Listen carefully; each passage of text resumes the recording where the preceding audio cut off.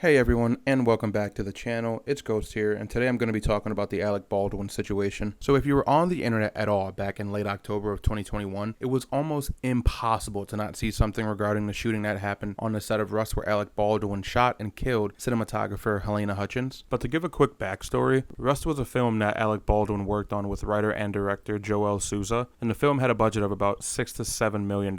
Filming began on October 6, 2021, and it was expected to go for like 21 days. But there were so many issues from the jump. Apparently the film started production right around when a worker strike would take place. Crew members wanted better working conditions and higher pay. Not to mention that on the actual set of the film, crew members stated firearm safety protocols were not distributed. Which to me, if you're shooting a Western film where literally everyone has a damn gun on their hip, safety would be number one on everyone's list. Like, real or not, blanks or live ammunition should be completely secure and safe. One of the workers was even recorded saying, "We cited everything from lack of payment for 3 weeks, taking our hotels away despite asking for them in our deals, lack of COVID safety, and on top of that, poor gun safety, poor on-set safety, period."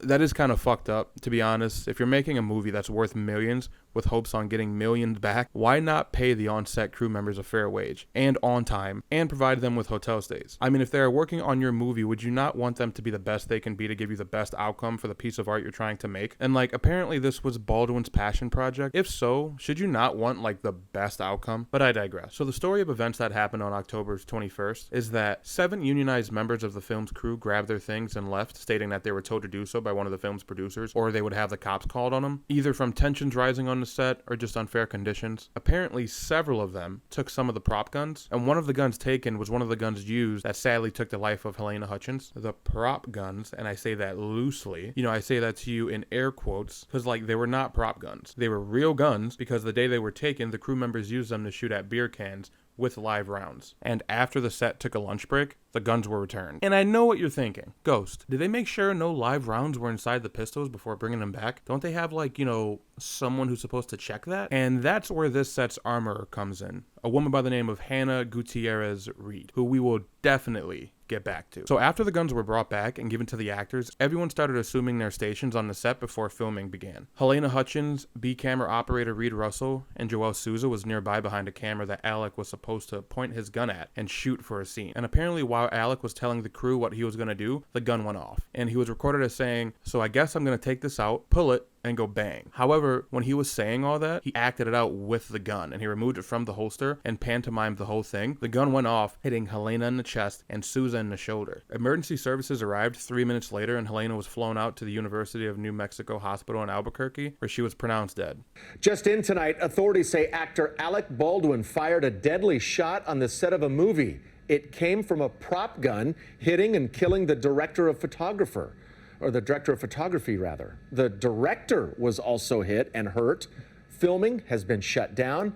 It's not clear yet what happened before the fatal shot was fired. And I guess there was a lot of speculation on what happened and the issues surrounding the shooting. Clearly a lack of safety protocols. Even crew members saying Alex was drunk, which I like to get my lips wet from time to time. Your boy Ghost can get lost in the sauce every now and then, but I don't believe that this was the case here, especially how much Alec totes he's been sober since 1985, claiming that alcoholism and just addiction in general run in his family, and he's adamant on not pulling the trigger and still maintains that today. A lot of the blame fell on armorer Halyna Gutierrez Reed, who I am not even certain how she got the job for this, or any job for that matter. And just to go back and give you a little bit of history on her, apparently on the set of The Old Way, Nicolas Cage yelled at her for firing off guns with no warning twice in a 3-day period. He even walked off set after yelling at her, "Make an announcement, you just blew my fucking eardrums out." And this incident does not help her at all. She was found to have tampered with evidence after the shooting, and she allegedly transferred narcotics to someone with the hopes of preventing her arrest and prosecution. And I guess there was a court filing on June 29th where it stated that she attempted to conceal a small bag of cocaine the night of the fatal shooting after her initial police interview. Which,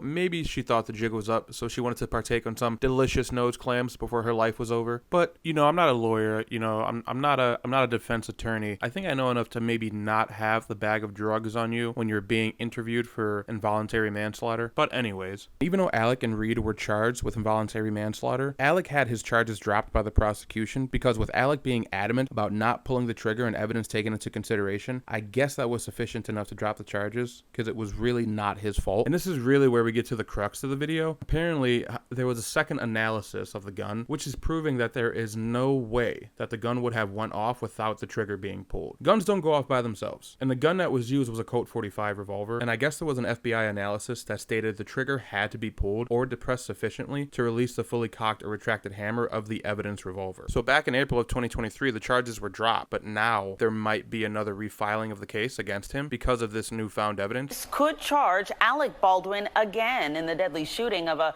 cinematographer on the set of his movie Rust. This development comes after new gun analysis casts doubt on his account of the tragedy. Experts in ballistics and forensic testing released a report that concluded the trigger was pulled, despite the actor's repeated denials that he pulled the trigger. The prosecutor handling the case has a formal announcement on whether to refile any charges against Baldwin is pending, but didn't have a timeline. Special prosecutors dropped an involuntary manslaughter charge against Baldwin in April. They cited information that the revolver might have been modified before the shooting and malfunctioning.